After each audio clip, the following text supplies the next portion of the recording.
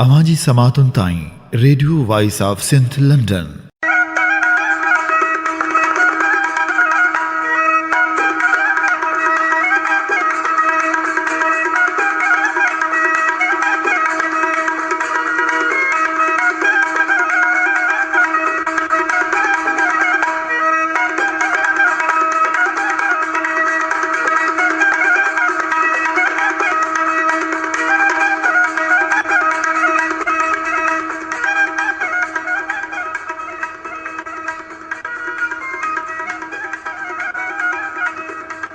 सॼी दुनिया में मौजूदु सिंध जा आशिको Radio Voice of Sindh London तां ऐं तव्हांजो पंहिंजो मशकूरु फ़नकारो सलाम क़बूल कंदा।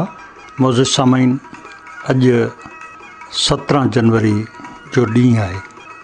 अॼोको ॾींहुं सिंध खे पंहिंजी सुञाणप ॾींदड़ ऐं सिंधी माण्हुनि खे पंहिंजे वजूद जो अहसासु ॾियारींदड़ ऐं नई सिंध अॾण जो फ़िक्र ॾींदड़ अज़ीम रहबर साईं जी एम सैयद जे जनम जो ॾींहुं आहे ऐं अॼु सॼी सिंध मां सिंध सां मोहबत कंदड़ सिंध जा आशिक़ सन जी सरज़मीन ते साईं जी मज़ार ते हाज़िरी ॾियण लाइ अची गॾु थिया आहिनि। काफ़िला अचनि पिया। अॼु साईं जी जनम भूमि सन में सॼी सिंध जा आशिक़ कठा थींदा। क़ौमी तहरीक जा जलसा बि थींदा, वचन बि थींदा, वाइदा बि थींदा ऐं वापसी में लखें माण्हू पंहिंजे दिलि में आज़ादी जो उत्साह खणी वापसि वरंदा। साईं जी एम सैयद 17 जनवरी 1904 ईस्वी छंछरु जे ॾींहुं राति जो 11 वॻे सन में जनमु वरितो। संदसि वालिद सैयद मोहम्मद शाह खे कंहिं दुश्मनी सबबु 1 नवंबर 1905 ते 4 वॻे शहीद कयो वियो ऐं ईअं साईं जी एम सैयद खे मासूमियत वारी ॼमार में ई यतीमी नसीब थी।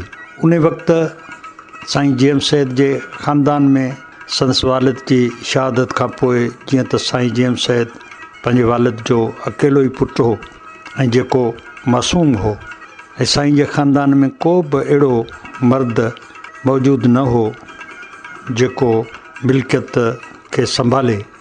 इन लाइ उन वक़्त जे डिप्टी कलेक्टर मिर्ज़ा कलीज बेग जे कोशिशनि सां साईं जी मिल्कियत खे कोर्ट ऑफ वार्ड्स जे हवाले कयो वियो ऐं अहिड़ी रीति साईं जे बचपन जी संभाल कोर्ट्स ऑफ वार्ड्स जी मार्फत थींदी रही।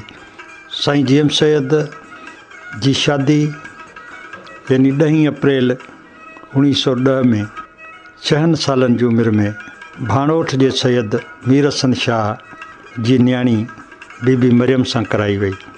साईं जी एम सैयद खे 1 जुलाई ते सिंधी प्राइमरी स्कूल सन में दाख़िल करायो वियो ऐं 1915 में साईं जी एम सैयद काज़ी मोहम्मद हाशिम खां फ़ारसी ऐं अरबी जी तालीम हासिलु कई।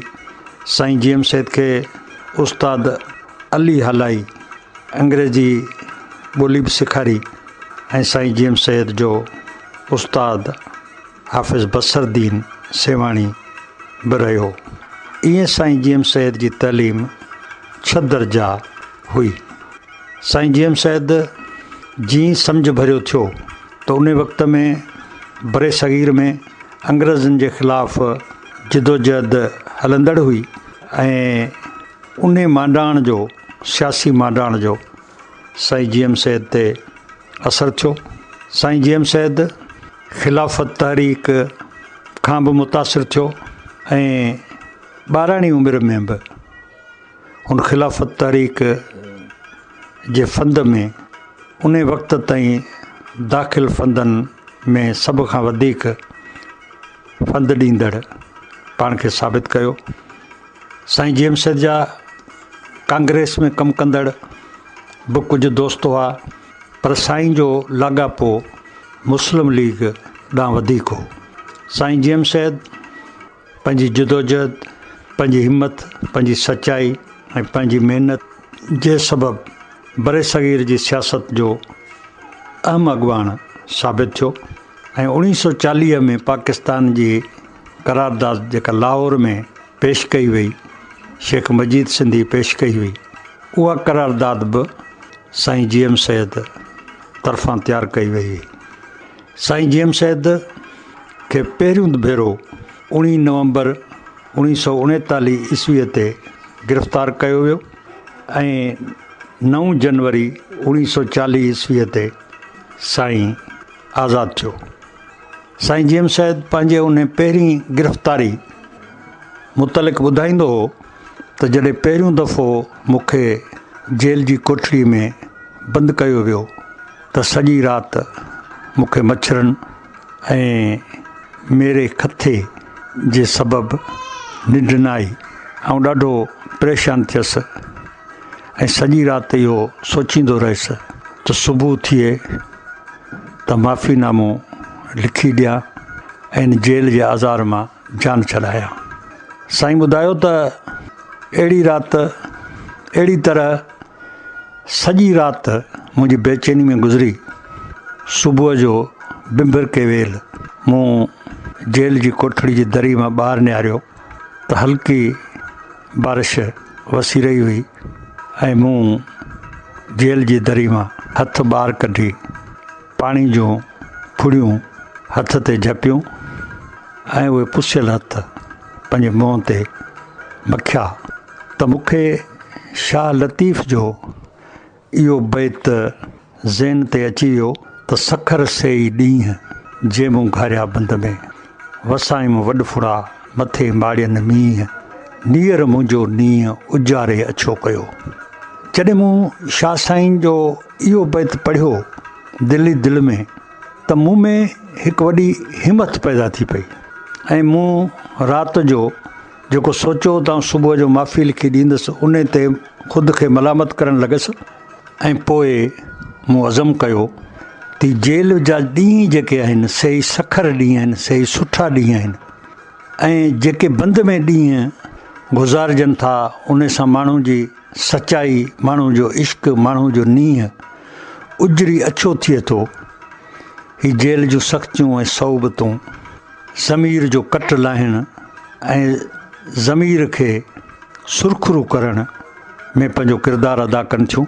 इन लाइ मूं उन जेल जी ज़िंदगी खे पसंदि कयो ऐं पोइ कॾहिं बि मूंखे पंहिंजी गिरफ़्तारी ते का परेशानी न थी। इन मां इन ॻाल्हि जो सबूत मिले थो त साईं जीएम सैद बचपन खां ई शाह लतीफ़ जे रिसाले खे न सिर्फ़ु पढ़ंदो रहियो हो पर उनखे सम्झी बि चुको हो ऐं उन ते अमल करण जो बि जज़्बो संदसि दिलि में मौजूदु हो।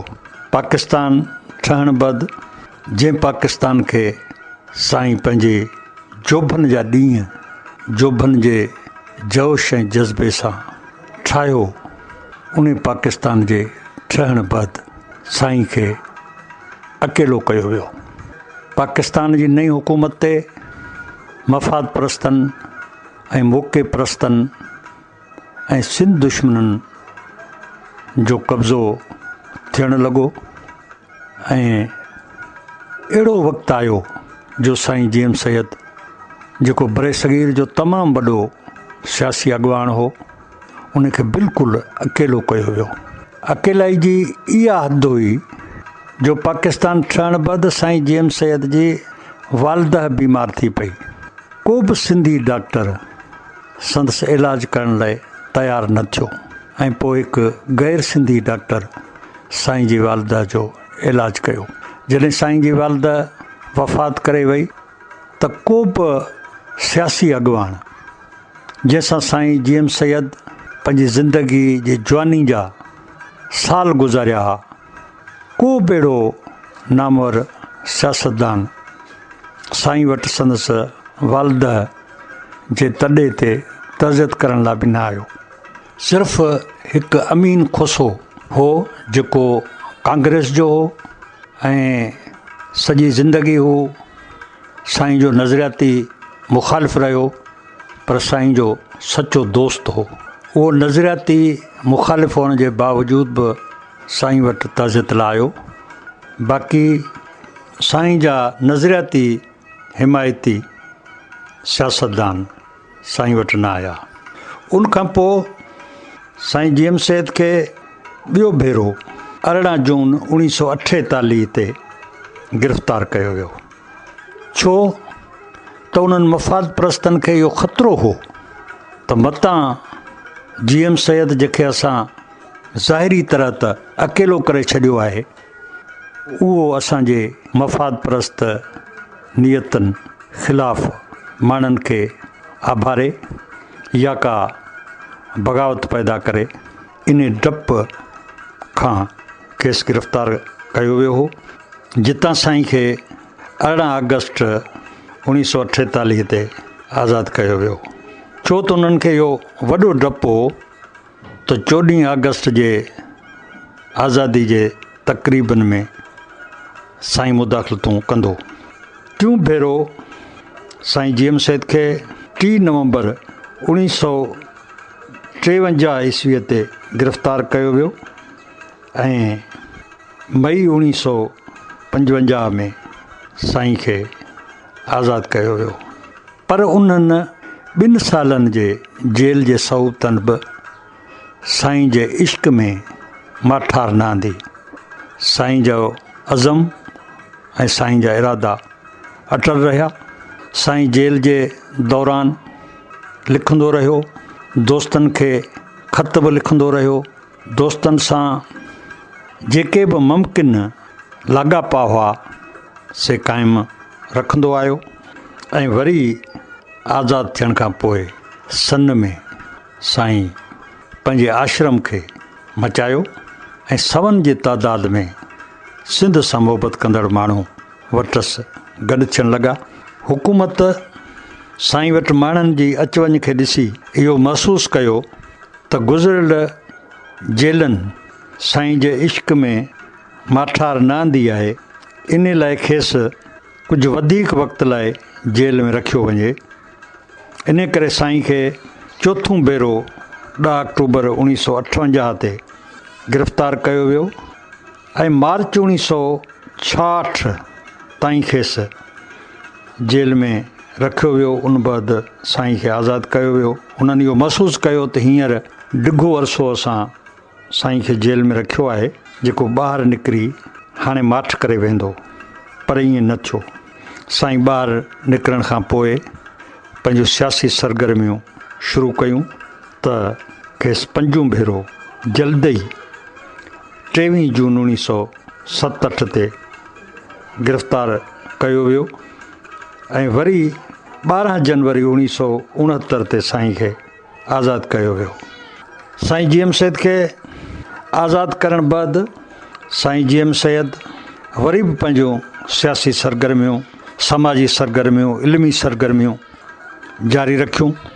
बुज़ुर्गनि जा मेला, उते कॉन्फ्रेंसूं, इल्मी अदबी महफ़िलूं, मतिलबु त सुजागी जा जेके बि तरीक़ा हुआ या माण्हुनि खे गॾु करण जा जेके बि मेड़ाका हुआ, उन में साईं जी एम सैद पंहिंजो सियासी किरदारु अदा कंदो रहियो। ऐं साईं जी एम सैद खे 18 मई 1971 ते वरी गिरफ़्तार कयो वियो ऐं दिसंबर 71 ते खेसि आज़ादु कयो वियो। 7 भेरो साईं 8 अगस्त 1972 ते गिरफ़्तार थियो ऐं जनवरी 1973 ते आज़ादु थियो। उन बैदि वरी 12 दिसंबर 1987 ते साईं खे गिरफ़्तार कयो वियो ऐं 21 अगस्त 1988 ते खेसि आज़ादु कयो वियो। उन बैदि वरी 10 अक्टूबर 1989 ते साईं खे गिरफ़्तार कयो वियो ऐं 20 सेप्टेंबर 1990 ते खेसि आज़ादु कयो वियो। यानी मुसलसिल असां ॾिसंदासीं त पाकिस्तान ठहण खां पोइ मुसलसिल साईं खे जेल में क़ैद रखंदा आया। आज़मूते ख़ातिर कुझु वक़्तु आज़ादु करे जॾहिं साईं जे इश्क़ में हुननि माठार न ॾिठी त वरी खेसि नज़रबंदि कयाऊं, जेल में विधाऊं, मुख़्तलिफ़ पाबंदियूं हयाऊं, साईं जे किताबनि ते बंदिशूं पियूं। मतिलबु त हर लिहाज़ खां इहा कोशिशि रही त साईं जी एम सैद आवाम खां कटियल रहे, नौजवाननि खां कटियल रहे ऐं सिंध सां साईं जो जेको इश्क़ आहे उहो माठो थिए, पर ईअं न थियो। 17 जनवरी 1992 ते साईं जी एम सैद कराची जे नश्तर पार्क में पंहिंजी 89वीं सालगिरह मल्हाई, जंहिंमें साईं जी एम सैद जो इहो सालगिरह जो पहिरियों जलसो हो, जंहिंमें Sain G M Syed new world order ऐं सिंध जे आज़ादी जे हक़ खे दोहरायो ऐं उन खां पोइ साईं जी उमिरि जे हिसाब सां साईं खे जेल में त रखी न थे सघिया, पर वरी साईं सां उन्हनि ॿियो कानून लागू कयो नज़रबंदी वारो, ऐं पोइ साईं खे मुसलसिल नज़रबंद रखियो वियो। साईं नज़रबंदी जे दौरान सन में रहियो ऐं हर साल सन में पंहिंजी सालगिरह मल्हाईंदो रहियो। साईं जी उन सालगिरह में सिंध जा आशिक़ गॾु थियणु लॻा ऐं ईअं हर सालगिरह अॻी सालगिरह खां वधीक जोश ऐं जज़्बो पैदा कंदी रही ऐं पोइ अॻिते हली साईं सिंध जी आज़ादी जूं तनज़ीमूं पर नौजवाननि जे हथां ठाराइणु शुरू कयूं, जंहिंमें जीए सिंध महाज़ खे बि मुनज़िम कयो वियो। साईं अब्दुल वाहिद आरीसर खे उनजो चेयरमैन चूंडियो वियो ऐं उनखां पोइ वरी अॻिते आज़ादी पसंदि ॿी तनज़ीम बि शहीद बशीर ख़ान कुरैशी जी अॻुवाणी में ठही, जेका जीए सिंध तहरीक जे नाले सां हुई। साईं जी एम सैद उन्हनि ॿिन्ही तनज़ीमनि खे संभालींदो रहियो, रहनुमाई कंदो रहियो ऐं अहिड़े नमूने सां 18 मार्च 1995 ते साईं जी तबियत ख़राबु थी वई ऐं खेसि बेहोशी जी हालत में जना अस्पताल में दाख़िल कयो वियो। साईं उन बेहोशी वारी हालत में बि साईं नज़रबंद हो ऐं आख़िरकार उन नज़रबंदी दौरान ई 25 अप्रैल राति जो 3:28 ते साईं जे ज़बान ते इहे लफ़्ज़ हुआ त सिंधियो सिंध जी पारत अथव, सिंधियो सिंध जी पारत अथव, ऐं ईअं चवंदे साईं पंहिंजी ज़िंदगी जो आख़िरी साह खयो। साईं जी एम सैद जे ज़िंदगी जे इन मुख़्तसिर खाके पेश करण सां मुंहिंजो मक़सदु इहो हो त जीअं सामाईन साईं जे ज़िंदगी जे खाके खां बि वाक़ुफ़ु थियनि ऐं शाह साईं जो जेको बैत त सखर सेई ॾींहं जेमूं घारिया बंद में वसाइम वॾ फुड़ा पथे माड़ियनि मींहं नीअर मुंहिंजो नींहं उजारे अछो कयो। साईं जी एम सैद पहिरियों दफ़ो गिरफ़्तार थियण वक़्तु जेल जी पहिरीं राति शाह साईं जे इन बैत जेको साईं जी एम सैद जी रूह में दिलि में इश्क़ में जेको उत्साह भरियो हो, उहो उत्साह 25 अप्रैल 1995 ताईं क़ाइमु रहियो। इंसानु जॾहिं का जिदोजहद करे थो त हुनखे 2 शयूं पंहिंजी जिदोजहद खां रोकीनि थियूं, हिकु लालच, ॿियो डपु। लालच ई आहे त हीउ बि हासिलु करियां, हू बि हासिलु करियां, हू बि मिले, हू बि मिले, या हिन कमु करण सां मुंहिंजो हीउ नुक़सानु थींदो, मुंहिंजी हीअ शइ ख़तमु थींदी। साईं जॾहिं पहिरियों दफ़ो गिरफ़्तार थियो हो उन वक़्तु शाह जे इन बैत जेको मुंहिंजो उत्साह पैदा कयो त हीअ नीअर जेके आहिनि से नीअ खे उजारीनि था, उन जे बदिले साईं पंहिंजी हर शइ सिंध जे इश्क़ ते क़ुर्बान करे छॾी। ऐं जॾहिं को माण्हू पंहिंजी सभु शइ पंहिंजे इश्क़ ते क़ुर्बान करे छॾे त पोइ संदसि ज़हन में संदसि दिमाग़ ते को बि लालच जो तसवुरु न रहंदो। ॿी कैफ़ियत आहे डपु जी। डपु बि इंसान खे पंहिंजी जिदोजहद तां हटाए थो। साईं जी एम सैद जॾहिं पहिरियों दफ़ो जेल में वियो ऐं सुबुह जो जॾहिं हुन दरी मंझां हथ ॿाहिरि कढी बरसाति जूं बूंदूं झटे पंहिंजे मुंहं खे मखियूं ऐं शाह जो जॾहिं इहो बैत पढ़ियो त सखर सेई ॾींहं जे मूं घारिया बंद में वसाइम वॾ फुड़ा मथे माड़ियनि मींहं नीअर मुंहिंजो नींहं उजारे अछो कयो। त जॾहिं माण्हू जेल जे नीअर खे पंहिंजे नींहं खे उजारण जो सबबु सम्झे थो त उन जज़्बे सां हू पंहिंजे डप खे शिकस्त ॾेई थो छॾे। त साईं जी एम सैद जेल में वञण बैदि पंहिंजे डप खे बि शिकस्त ॾेई छॾी हुई। इहो ई सबबु हो जो मुसलसिल हू गिरफ़्तार थींदो आज़ादु थींदो रहियो ऐं पंहिंजी ज़िंदगी जो तमामु वॾो अरसो हुन जेल जे सौबतनि ऐं नज़रबंदी में गुज़ारियो, पर साईं जे इश्क में माठार न आई ऐं आख़िरी साह ॾियणु वक़्तु बि संदसि ज़बान ते लफ़्ज़ हुआ त सिंधियो सिंध जी पारत अथव। आउं सम्झां थो त इश्क जो या पंहिंजे इश्क सां वफ़ा करण जो इन खां वधीक शायदि दुनिया में को मिसाल न मिले। इन ई करे बुज़ुर्ग चई विया हुआ, ईमान सलामत हर को मंगे, इश्क सलामत कोई हो। त साईं जीएम सैयद सिंध जो आशिक़ हो। न सिर्फ़ु हू पाण सिंध जो आशिक़ हो, पर हुन नई सिंध अॾण जो तसवुरु ॾिनो। न सिर्फ़ु हू नई सिंध अॾण जो तसवुरु ॾींदड़ मुफ़किर हो, पर हुन इश्क जे उभनि कावनि जे मथां हलंदे पंहिंजी ज़िंदगी गुज़ारे अमली तौरु इश्क जो उत्साह बि पैदा कयो। इन करे साईं जीएम सैयद नई सिंध अॾण जो तसवुरु ॾींदड़ मुफ़किर सां गॾु सिंध जे इश्क जो उत्साह पैदा कंदड़ अॻुवान ऐं सिंध जो रहबर बि हो। इहो ई सबबु आहे जो अॼु 17 जनवरी ते जॾहिं साईं मौजूदु न आहे, पर साईं जे इश्क जो उत्साह मौजूदु आहे। उन उत्साह जी गर्मी सॼी सिंधी क़ौम में भरिजी चुकी आहे ऐं अॼु सिंध जा सभु रस्ता सन तरफ़ रवाना आहिनि।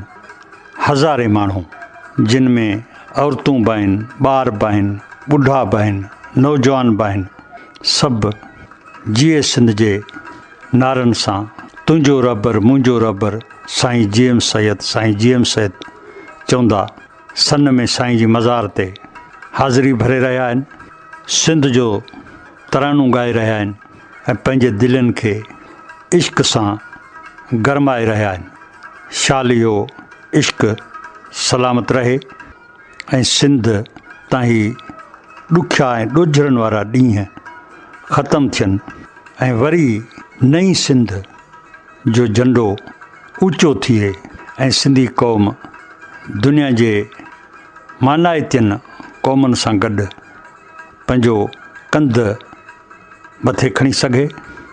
इन ई दुआ सां सिंध जे हिकिड़े अदना आशिक़ मशकूर फलकारे खे इजाज़त ॾींदा।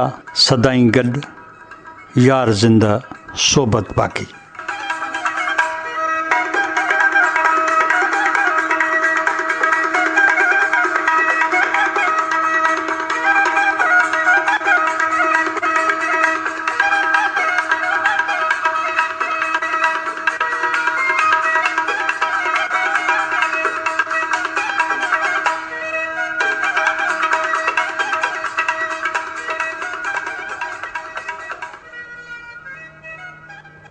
अवां जी समातुनि ताईं radio Voice of Sindh London